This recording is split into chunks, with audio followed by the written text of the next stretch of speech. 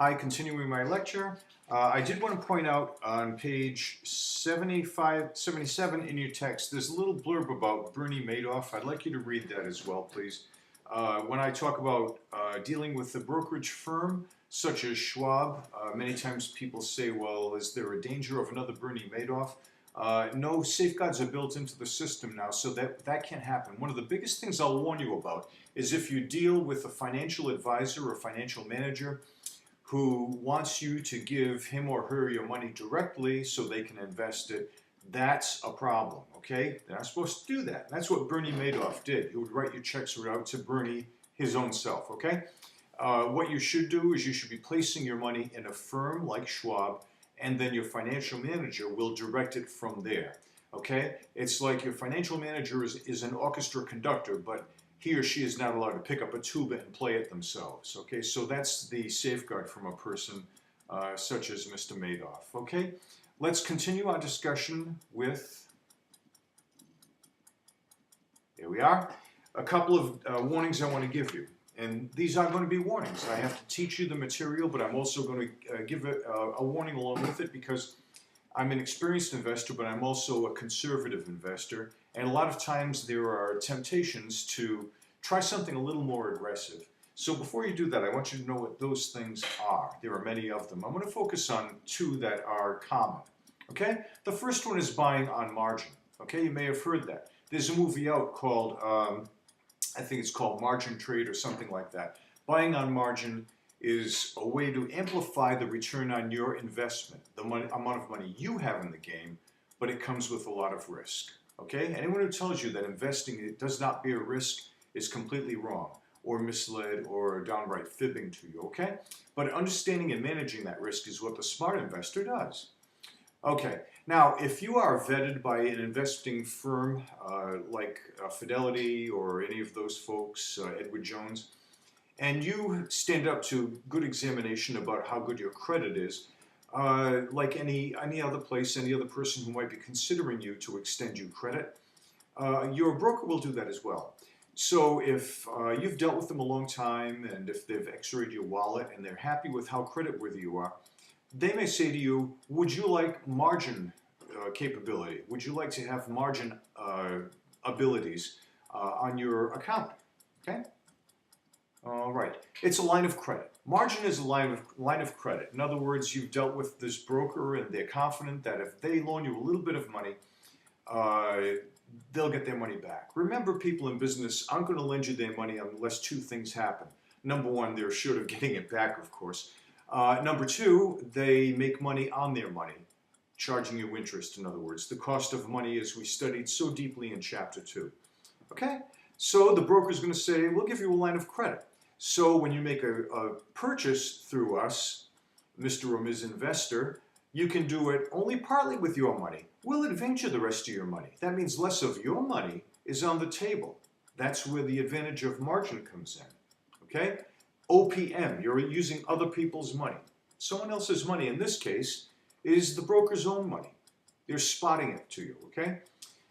Here's the old adage. I did not invent this, but I'm going to certainly repeat it. And as you can see, I put it in a nice bright color here to make sure that you can have this tattooed on the inside of your eyelids. If you don't understand how stocks work, the only thing worse than buying them at all is to buy them on margin. Buying them on margin will add an entirely new element of risk over and above the element of risk that exists on stock investing in the first place. Okay. Margin is a percent. A lot of people think it's how much the broker is advancing to you. It's not. It's how much you have to keep in your account. All right. The brokerage wants to make sure you're capable of covering any shortfalls, in other words. So margin as a percentage refers to how much you've got to have in your account, not to how much they're advancing you. Some people think the opposite. That's not true. And whenever you borrow money on margin, you got to pay the piper. All right, there's no free lunch here. Whenever you borrow on margin, you're going to have to pay the broker some interest. It's an additional cost of transactions, just like paying your broker a commission. Okay? All right, what is the advantage? Okay, first of all, it's called leverage, right? Archimedes said, give me a big enough lever and a place to set it, and I can move the world. Leverage means amplifying your strength. In this case, amplifying how much your money is working for you. So when you see the term leverage in a financial or an accounting context, it can mean using either operating costs in accounting or borrowed money in finance. Those are two types of leverage, operational and financial, to leverage up, to amplify the job your own money is doing by temporarily using someone else's. Okay? This happens in business all the time.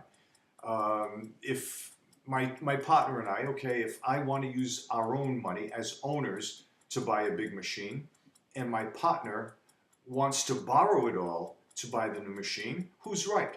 Okay, well, I'd like to tell you I'm right, but I'm not. I'm simply more conservative. The real answer is somewhere in the middle. A good business person knows how to use someone else's money, borrowed money, to his or her advantage. Okay? Too much of it. And now you're placing yourself in harm's way.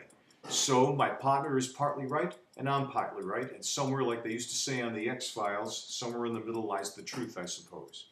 A good business person will understand where that line is.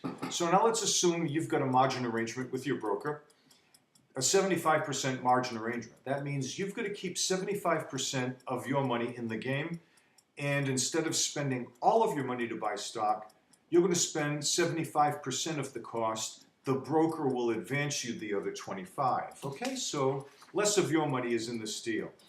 Whatever you borrow from them, they will charge you 3% on borrowed funds. All of this, by the way, is in the book on page 80. Okay, so remember the three things that go into calculation of interest: how much you borrow, the interest rate, and the amount of time. It works the same way here. Now we know the rate, 3%. So I'm going to give you some facts here. You're going to take $8,000 and you're going to open an account.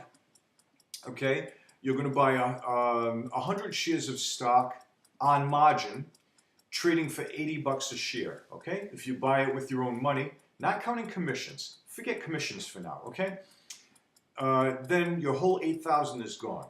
But this time we're going to buy stock on margin. Okay, you've got a 75% margin arrangement, so that means of the $8,000 you've got at your broker, $6,000 of it, 75%, will go to make this purchase, okay? And your broker is going to advance you, loan you the other $2,000. So you're making an $8,000 purchase with only $6,000 of your money. The rest is being advanced by the broker. That's the amount that you're going to have to contend with to calculate interest, $2,000. The third element, time, we'll have to see how long we hold this stock. Okay? Now the shares that you purchased will be retained by the broker, and they're collateral for the loaned money. Okay? Obviously the broker is not going to send you the shares. I mentioned in my last lecture that this is usually how it works these days, but if you still want a piece of paper, if you want to hold your own shares, you can do it. It's just that no investors that I know do that anymore. We all do it in the street name electronically. Okay, so now that you've bought these shares, the broker will retain them as collateral for this margin arrangement. Now let's pretend the stock goes up. Now I remind you, what is leverage? It's amplification. That doesn't mean it's good. Okay? Is electricity good or bad? By its very nature, either one. Because it powers a life-saving medical device, it also powers the electric chair, right? It's all in how you use it. So remember, leverage is not by its definition good. It simply amplifies. In this case, it amplifies money. We'll see how that works. So first we're going to say, what if the stock goes up to $100 a share? Okay, it was $80 a share, right? All right, so now your stock holding is worth $10,000. Ignore the rest of the cash that's in your account, the other $2,000. You use that to buy something else, right? Only $6,000 of your money is committed to this deal. Excuse me. So you decide you're going to sell. All right. If you bought the stock for a total of $8,000, all right, and your stock is going up to, it's gone up to $10,000, and you sell it, your gross profit is $2,000. Okay. So what good did margin do? It's going to look like this. First, we're going to say, what if you'd bought the $8,000 worth of stock all with your own money? And then we'll lay it alongside of what happens if instead you use margin. Okay, either way, you made $2,000, okay? The $8,000 basis versus the $10,000 selling price, okay? The amount of cash, your cash, just you, that was invested, okay? It was $8,000 in the first case, and if you use margin, only $6,000 of your money is in the deal. Interest, well, if you bought it with cash, you wouldn't have any interest. By using margin, okay, you held the stock, I think, for 6 months, okay, on the preceding slide. So you're going to owe, I'll give you the calculation after, 30 bucks. So your net profit is $2,000 with cash. By using margin, your 2,000 profit is eroded by 30, so it's down to 1970. You made a little bit less. Again, ignore commissions for now, okay? All right, so your percentage return. The return on your investment is obviously 25%. You invested 8,000 and made 2. By using someone else's money, only 6,000 of yours was in the game, so 1970 divided by 6,000 is 32.83%. There is your answer. That is leverage. You amplified the return on your money by using a little bit of someone else's. Pardon my voice, I'm sorry. Okay? And that's the calculation of the interest. Your broker advanced you $2,000. The annual interest rate was 3%, and you held the stock for 6 months. Okay? Obviously, once you sell it, then the broker keeps their money. They are repaid. They get their 30 bucks, and the interest clock stops running. Okay? That's the good news. Here's the bad news, all right? Leverage is an amplifier. It can turn good news into great news. You just saw how 25% was turned into 32%. All right, the problem is that leverage, when the news is bad, can make bad news worse. And that's where the risk of margin comes in. Okay? Let's assume that our $8,000 of our $80 per share stock goes down to 70 bucks a share. Your holdings, instead of 8,000, are now 7,000. And you have what's known as maintenance, okay?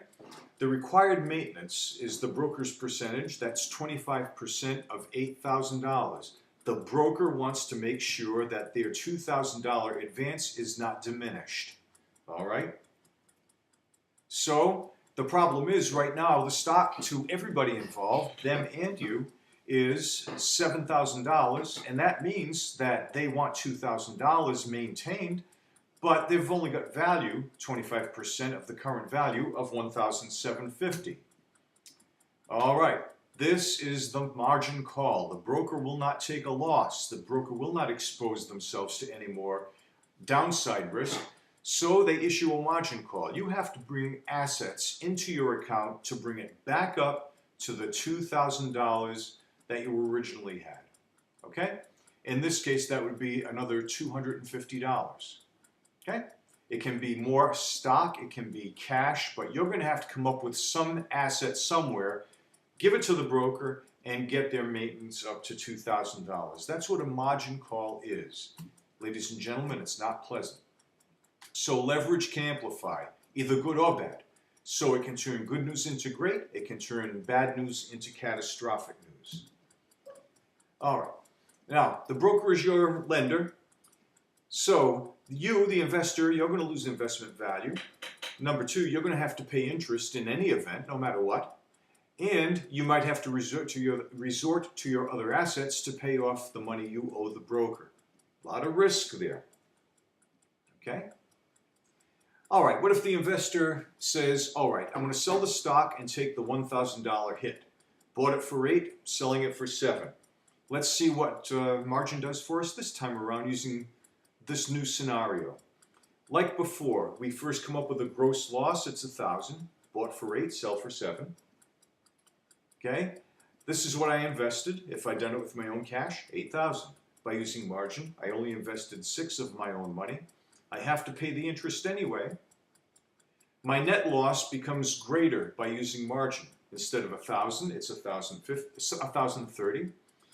So when you compare your net loss to the amount of cash invested, it's a loss of 12.5% if it's all cash, and 17% loss if you use margin. Okay? So once again, you see the effect of amplification. All right. Now, the broker is going to do everything they can, like most lenders do, to protect themselves from the downside risk on any loan. Okay? So, can they ever eliminate risk completely? Nobody can eliminate risk completely. All right? If you, the investor, go into complete default, you lose it all, you declare bankruptcy, the broker might have no other recourse. They can have every claim against you legally that they can come up with, but they can't get blood out of a stone. They can't supersede the bankruptcy laws. So they might lose right along with you. They might lose the amount of the loan they made to you, the $2,000. They lose the interest on that as well.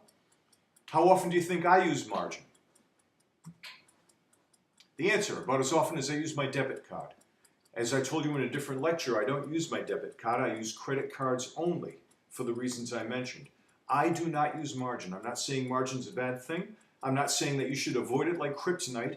I'm simply saying that know what you're getting into, and that's just got a little bit too much risk for my palate. So even though I do have to teach it, I don't use it. Okay?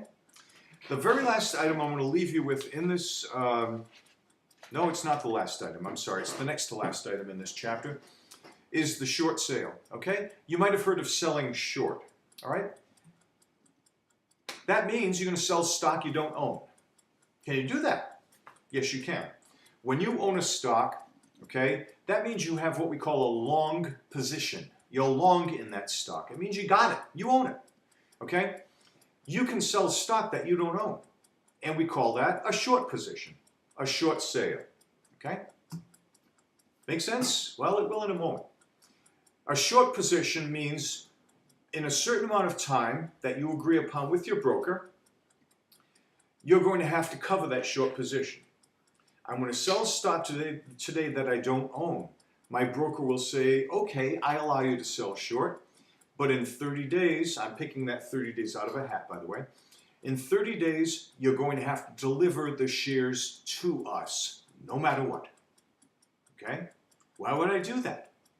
Well, it's because I somehow feel, ladies and gentlemen, that the price of the stock is going to go down.